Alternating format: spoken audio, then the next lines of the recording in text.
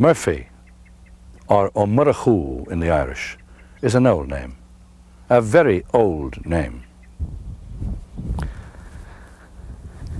But nothing in Ireland, except maybe the land itself, is as old as Newgrange. This ancient tomb was over 3,000 years old at the birth of Christ. So for over 5,000 years, it saw the arrivals of the varied peoples that came to our shores, and sadly too it witnessed the departure of millions of Irish men and women who left us and today are scattered all over the world. So let us go then, you and I, on an Irish journey, an hour's journey only, but endless in the imagination. A journey right through this beautiful country of ours, along the coasts and into the very lands and territories of your own Irish ancestors. These are the majestic cliffs of Moher. They stand defiant, holding back the relentless waves. Below, the broad Atlantic stretches all the way 3,000 miles beyond to the New World. When you stand on these cliffs, you stand on the edge of Ireland, you stand on the edge of Europe. Inland from here lies the fair land of Éireann, Ireland, the home of your ancestors. This is the story of your great Murphy heritage. We will trace your name from its earliest Celtic origins, following its journey across the green and varied landscape of Ireland, charting the changing fortunes of your royal and noble family. Through ancient castles and aging ruins, we will rediscover the stories of the Murphys, stories of their days as warriors and rebels, as kings and earls, of great battles lost and won. We will discover too how your name has changed over the centuries and how your ancestors carried it and its traditions with them across the seas to the new worlds. As we hear these stories, we will discover the spirit, the essence of the Murphy heritage, a spirit of independence, courage and generosity which has seen the name survive for nearly 1,000 years.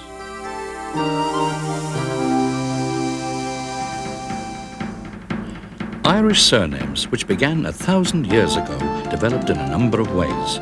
If a family took their father's name, they became known as Mac, like McCarthy, because Mac means the son of. But if they were called after a more remote ancestor, they used the O, which means descended from, as in, say, O'Brien. Meanwhile, the Normans often used Fitz instead of O or Mac, as in Fitzgerald, son of Gerald. Or you could be called after the job you did, as in Smith. Or the place you came from, as in Welsh, from Wales.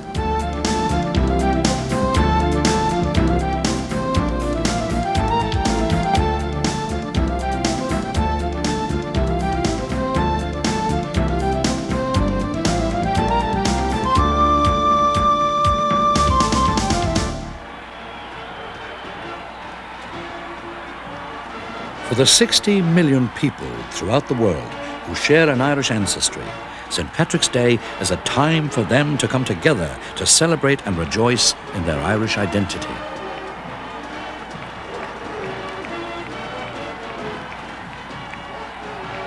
Although your own family may have left these shores and settled in new lands, it is still possible to trace your ancestors back to their original homelands. Tom Lindert, one of Ireland's leading authorities on genealogy, has some useful advice. Well, it's very important that if someone's interested in doing your genealogy, that you get all your background information in your home country first. Don't just try to jump straight over to Ireland. The first thing is that you get a person that you know the most about from Ireland, be it an ancestor, their name, a date to put them in history, be it a birth date, marriage date, or death date, and then a locality, narrow that down as much as possible, be it a county or a townland. But make sure you have the information together to begin with, and then make the next step over to do research in Ireland. Once you have located an ancestor and have some idea of where they originally came from in Ireland, the records which will allow you to trace your family history are, by and large, available to you. The first place to go to is the National Archives at the Four Courts in Dublin. Documents kept here, such as Griffith's land valuations of the 19th century and the the Plotman books, are invaluable in the search for your ancestors. If we take the case of a namesake of yours, we can illustrate exactly how these documents can help you. Let's look, for example, at the case of Edward Murphy. We know that Edward left Ireland in the 1890s for America. We also know that the name Murphy at that time was found throughout Ireland, but was most common in the counties of Wexford and Cork. At the Four Courts, we searched Griffith's valuations and found Edward's family in the Inniscarra parish of County Cork. Once we had located Edward in Inniscarra parish, we found in the Inniscarra Roman Catholic Church that Edward was baptized on the 20th of June, 1873, the son of Edward Murphy and Margaret McCarthy of Ardrum, County Cork. With this knowledge, it is possible to trace the history of Edward's family. So you see, all you need are the basic details about an ancestor, and the quest for information on your family roots can begin.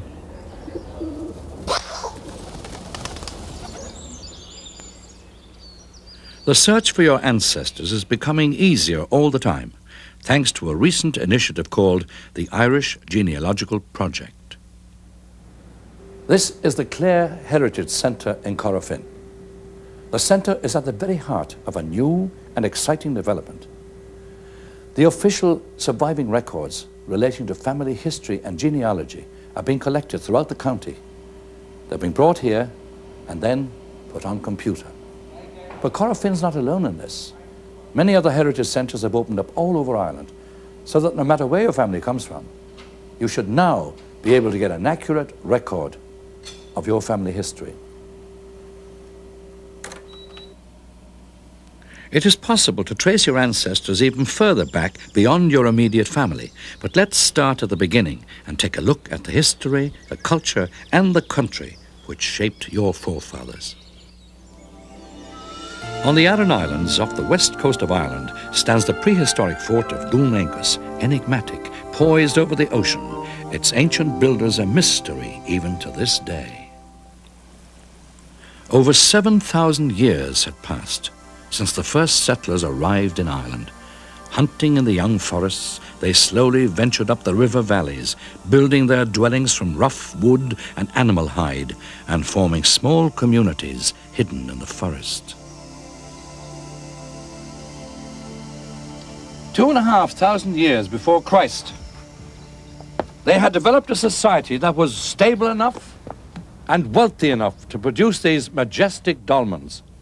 This dolmen here is the Paulna Brone dolmen, situated in North Clare in the Burren country, just another part of the wonderment that is ancient Ireland.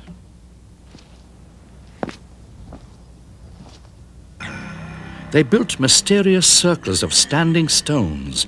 These people we call the Firbolg, or the Fomorians, and the Tuatha De Danann, the legendary children of Dana, goddess of magic. Perhaps these early peoples were among your forebears, people who would have known the names of those who lie under the great dolmens. But older than Paulna Brone, older even than the pyramids, is the passage grave at Newgrange in County Meath. Built over 5,000 years ago and designed so that on the winter solstice each year, at the moment of sunrise, a shaft of sunlight penetrates to the very heart of the mound, illuminating the intricate spirals carved in stone. Newgrange was where they paid tribute to their now forgotten gods.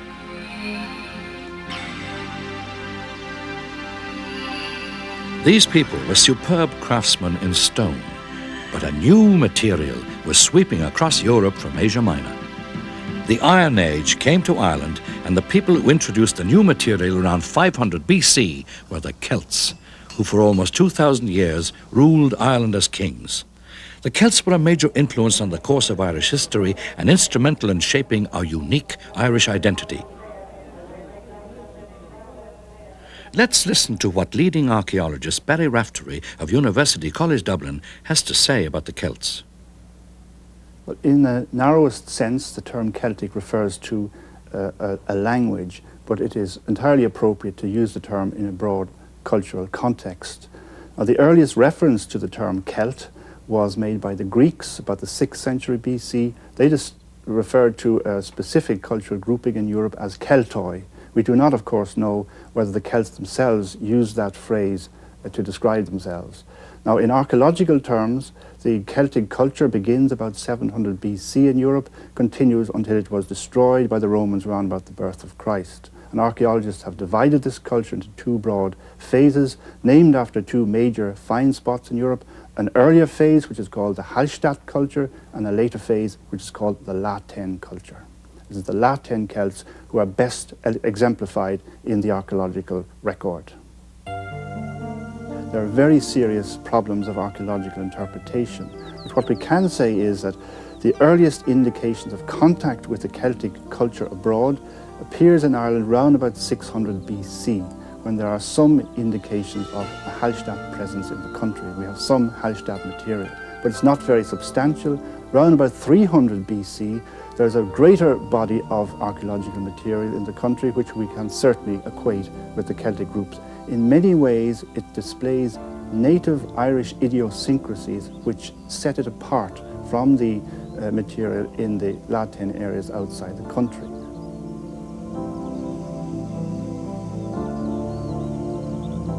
We have a vast body of Celtic literature surviving in the country. We have the epic cycle, the Ulster cycle, we have the Fíneachta, we have a whole range of mythology, we have a superb collection of early Irish nature poetry and other poetry. But probably the principal legacy of the Celts, the most enduring, is our Celtic personality. We certainly have a distinctive personality, a warmth, a friendliness. The classical commentators describe the belligerent character of the Celts. Perhaps we have inherited that too, to a certain extent. But we certainly have a distinctive Celtic personality which sets us apart from all other European cultures.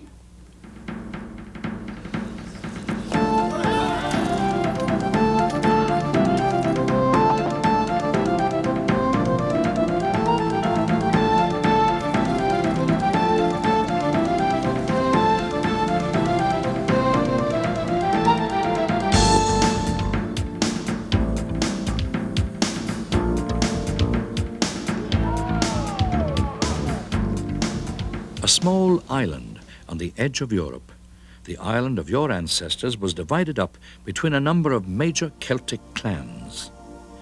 In the south, in what is now Munster, were the Oinacht and the Dalcash. In Connacht, to the west, were the Ibrin. In the province of Leinster were the Hinslig, and to the north, in Ulster, were the Nael. These clans were in time joined by the great Viking and Norman families. It was from the powerful Hinsela clan of the east that your Murphy ancestors are descended.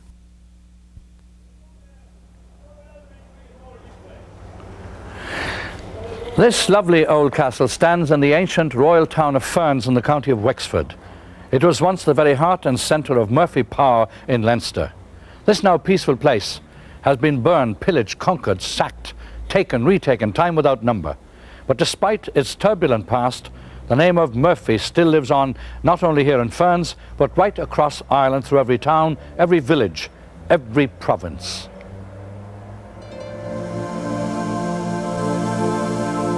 The full extent of the Murphy kingdom is impossible to define. Although Wexford is the heartland of their eastern domain, there are Murphy lands throughout Ireland. The story of your name begins in the 11th century. From the ranks of the Hinsela, there came a warrior chieftain named Murchach. Murchach became Lord of Leinster and ruled over a large territory which extended over much of what is now County Wexford. Murchach was a fearless seafaring warrior who is reported to have invaded the Isle of Man in 1070. When he died, his son Donogh took the name Donogh mac Murchú, meaning Donogh the son of Murchach. Donogh's nephew, also called Murchach, took the name O Murchú, meaning Murchach descended from Murchach. Such were the origins of what is today the great Irish surname of Murphy.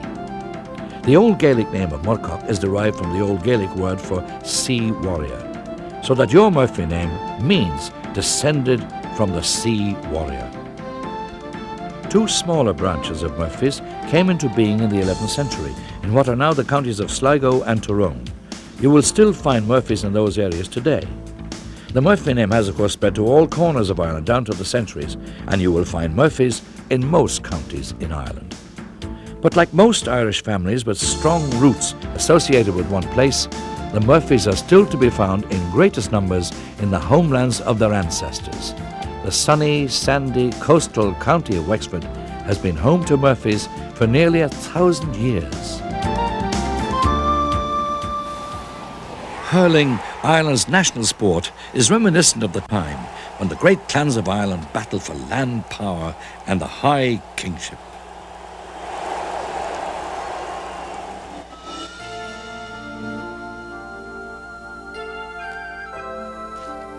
It was the strength of Christianity that forged the first real bonds of unity in Ireland, for the Irish took very well to Christianity, so well indeed that in a very short time her monks had established some of the most important ecclesiastical centres in the Christian world.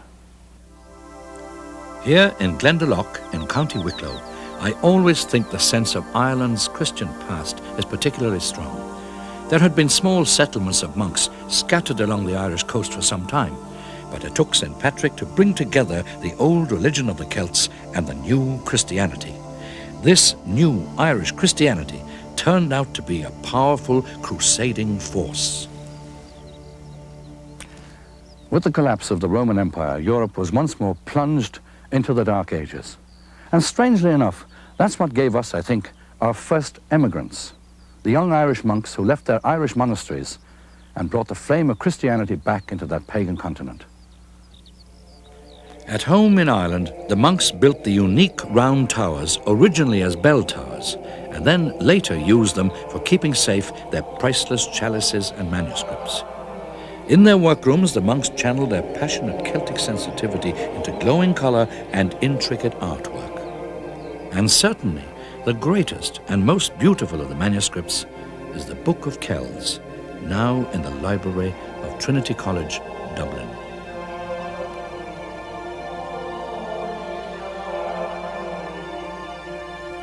The work of the monasteries, however, was to be disturbed by the arrival of the Vikings. For 200 years, they came as pirates to plunder gold from the great Irish monasteries.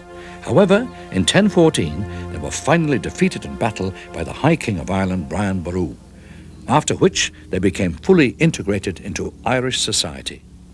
The Vikings built Ireland's first towns and cities, including Dublin, Wexford, Cork, and Limerick, and their commercial ability is reflected today in Dublin's famous Moore Street Market.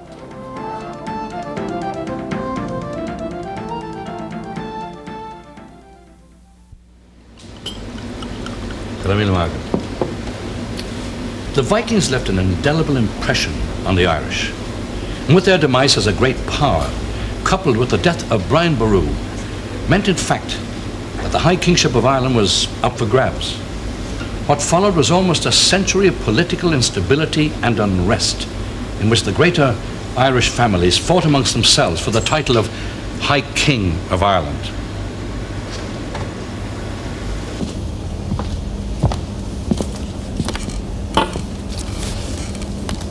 It was an eventful century for the MacMurroughs.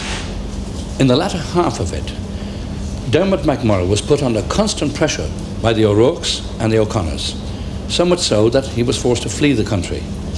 He fled to Wales, determined to use any means whatsoever to regain the kingship of Leinster. But 100 years of shifting allegiances and bitter infighting left not only your ancestors, but the country as a whole unprepared for the next wave of newcomers to disembark on Irish soil. The Normans, led by the great warrior Strongbow, arrived in 1169. Heavily protected by their coats of mail, they moved like modern tanks through the Irish countryside.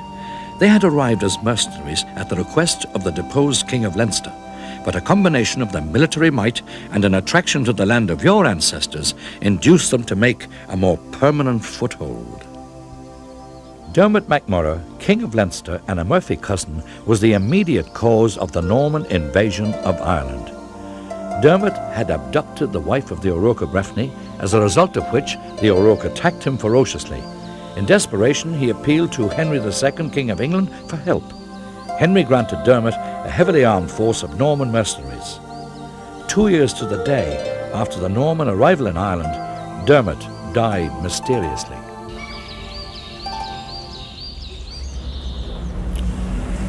The arrival of the Normans and the death of Dermot wrought great changes in the fortunes of the Murphy clan.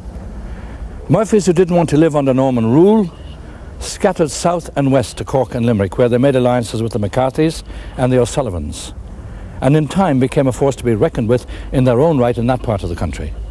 The Murphys who remained, however, quickly learned the Norman game and built their own stone castles, like this magnificent one here at Enniscorthy. Today, of course, it is the Wexford County Museum. Following his victories in battle, Strongbow took the hand of the King of Leinster's daughter, Eva, in marriage, and less than 2 years later, he had taken the crown for himself. Stony towers are not always protective, for here in Waterford, at Reginald's Tower, the marriage of Strongbow and Eva started a trend that would eventually undermine Norman influence in Ireland. You see, within a century, the Normans and the Irish intermarried, and the Normans adopted the Irish language and culture to a degree that made the English King John declare, "The Normans are more Irish than the Irish themselves." By 1327, the Murphys had rebuilt their power base in Leinster to such an extent that the Norman government in Dublin became worried. The Normans under Duke Lionel made war on the Murphys and captured their chieftain Art Moore, who ended his days a prisoner in Dublin Castle. Art's son Donal took up the struggle. The Normans became so wearied by the fight that they agreed to pay 80 marks annually to the Murphys, and this payment was made until 1536. The Murphys consolidated their strength by some very useful marriages. In one of the cleverest arranged marriages of them all, Sive MacMurrough Cuevonach, daughter of Donal Rea, was given to James Butler. Strangely enough, it was one of the descendants of Dermot's illegitimate sons who restored the fortunes of the Murphy clan in Leinster. You see, Art MacMurrough had defeated the two greatest armies ever to land in Ireland. And on top of that, he was entirely responsible for the removal of Henry II from the throne of England. Now, the Normans took this lesson to heart and decided it was best to make peace with the Murphys. And this peace, and the treaties thereto, were strengthened by judicious intermarriage. Art MacMurrough himself died a peaceful death and is entombed here in the lovely Abbey of St. Mullins on the River Barrow in the county of Wexford.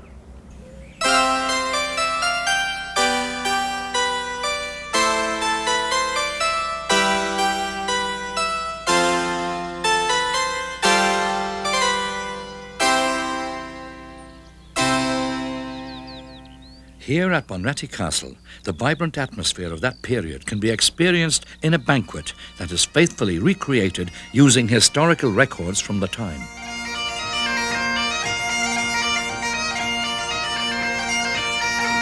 My noble lords and ladies, my noble guests, the entry of your host this evening, the Earl of Thomond, Mr. Joe Lynch. Food and drink in the old style, music and song. This is how your ancestors entertained their friends. This castle now awakes, its ancient glories stir. The clink of mail and laughter fills its halls, and we inherit all its chivalry. Bunratty bids you welcome. A toast to all you hear. Sláinte is Sail! Sláinte is Sail! Let the banquet begin.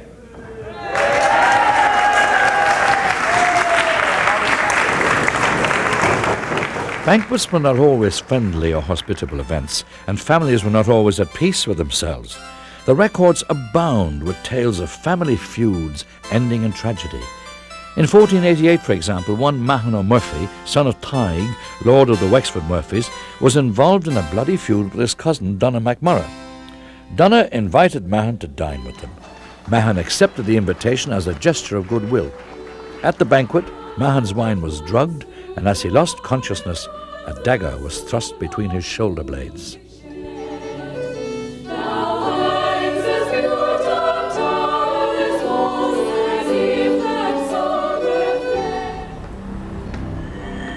The Murphys and the McMurraghs were involved in a great many disputes down through the centuries, but more often than not they were united in their resistance to the English invaders.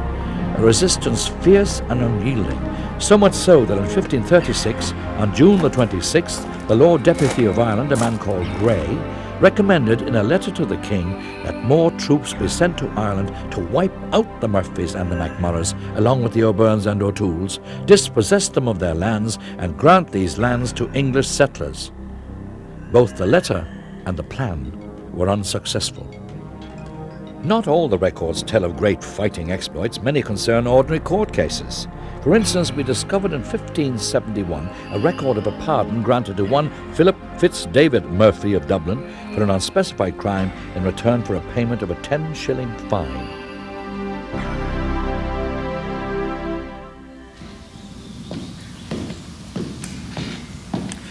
During the 1500s, the power of the Celtic chieftains began to wane under sustained military pressure from the forces of the English crown. This, in turn, led to a series of rebellions. The last great Celtic revolt ended here at Kinsale in 1601. It had been led by the mighty Hugh O'Neill of Tyrone. In the year 1609, O'Neill and many of the other Irish chieftains left our shores. This was called the Flight of the Earls. It heralded the end of the old Celtic ways. Now it was a new Ireland, new kings, new centres of power. The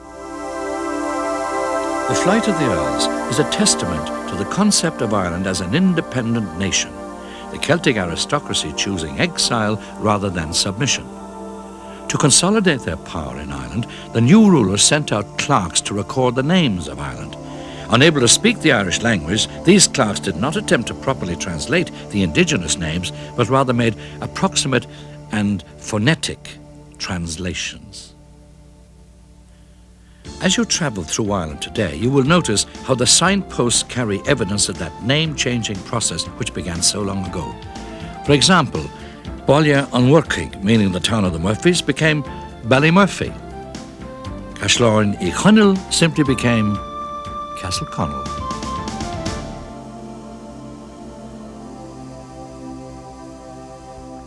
About this time, your name began to take on its present form. The old Gaelic O'Murraghú, from which Murphy is derived, was translated in a number of different ways, completely at the discretion of the particular clerk involved. It appears in the records as O'Murraghó, O'Murraghú, Murraghó, and finally Murphy. But its meaning, descendant of the sea warrior, has never been forgotten.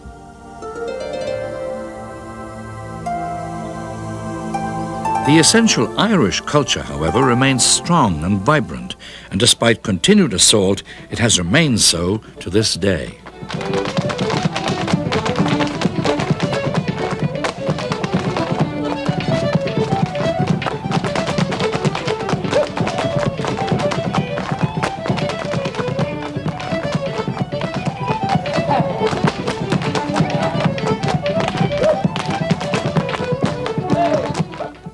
The Irish have always been proud of their heritage and culture, and nowhere is this more evident than in the art of heraldry. And here to tell you more about that is the former Chief Herald of Ireland, Gerard Slevin. Heraldry had its origin in the fact that the knight in medieval times, going into warfare, was completely encased in armour, including his head. So there was no means of knowing who he was. So it became the practice to paint on his shield certain emblems or signs or symbols as a means of identification. Heraldry has always had an extraordinary fascination for people, whatever it is about the shield shape and its contents. And in due course, this personal practice spread to cities, universities, institutions, and is still very active. The primary purpose, as I have suggested, was identification. And I suppose that is still the essential purpose of heraldry, is personal or institutional identification. The coat of arms is a window to your heritage. Each part is full of stories and mysteries. The shield displays what is known as the arms of the family and is a quartered shield in silver and red. The fess or centre line across the shield represents military honour and acts as a background to the three garbs. The garbs are wheat sheaves which signify fertility and plenty. The lions rampant are an ancient heraldic symbol representing great strength and deathless courage. The crest, which is placed above the shield, mirrors the images of the shield, showing a red lion rampant holding a golden wheat sheaf in its paws. The motto truly captures the spirit of this great family. It is written in Latin and reads, Fortis et Hospitalis, which means brave and hospitable. Many Irish people certainly are entitled to use arms, yes. The registers of the Office of Arms, the genealogical office as it is now, the Office of the Chief Herald, has registers going back many centuries. The 17th century saw England convulsed by two civil wars in which Ireland inevitably became involved.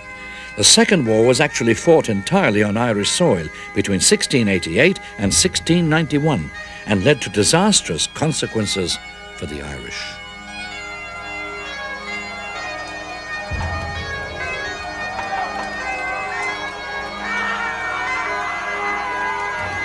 (1691) saw the ending of the Williamite Wars with the signing of the Treaty of Limerick signed on this very stone. The wars are fought between two kings, William of Orange and James II, both of whom laid claim to the throne of England. In the event, victory went to King William. For the Irish who supported James II, exile seemed to be the only honourable option.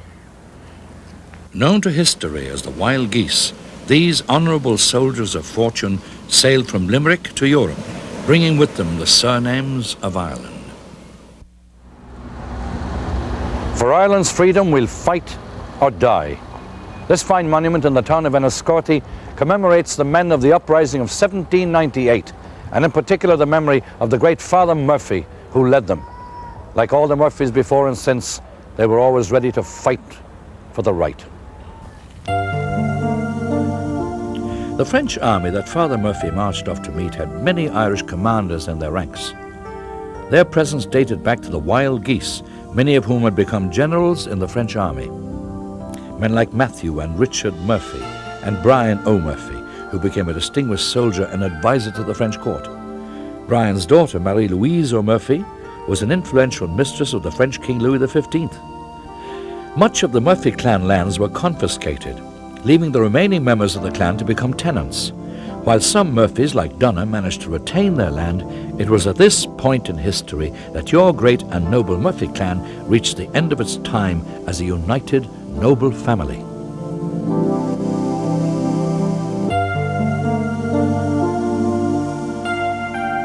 From the days of the early Christian missionaries to the present day, emigration has been an integral part of the history of the Irish people. From this small nation, millions of Irish people have traveled the world over to Europe, Asia, the Americas, Africa, and Australasia. Although many left in search of adventure or to find their fortunes, many others didn't have the choice. In the aftermath of the Wild Geese, which had seen the best and brightest of their day depart, Ireland was to undergo many changes, the most dramatic of which was the massive transfer of land ownership. As the land changed, so too did the politics.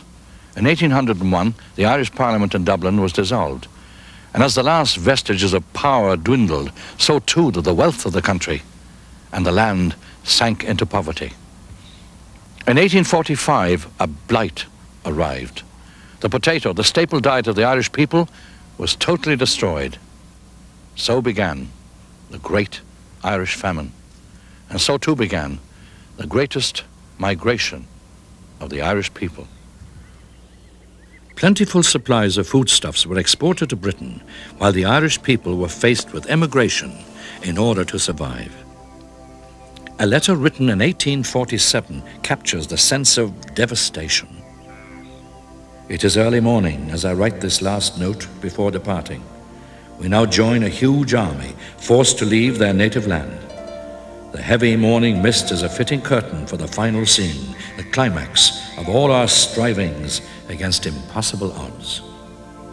I cannot help but glance back through the pages of our history to the years when Ireland was a beacon of learning and faith whose light spread to all parts of Europe.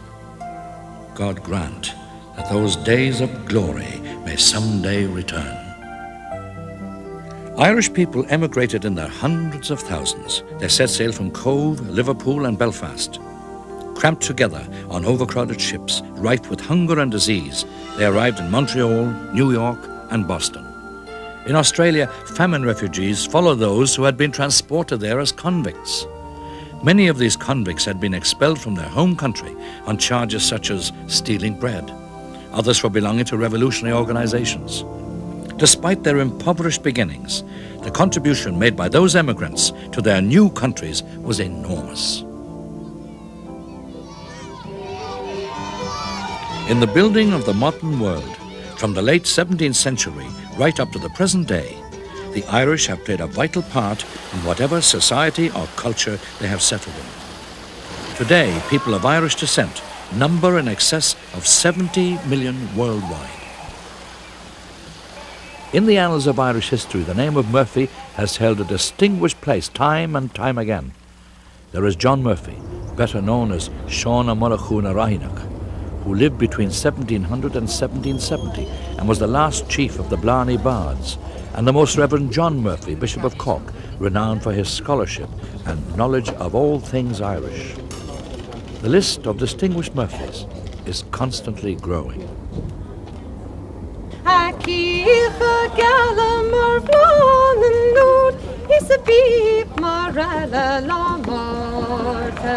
Is tossa maroon, maroon, maroon. Is tossa maroon, is magragan.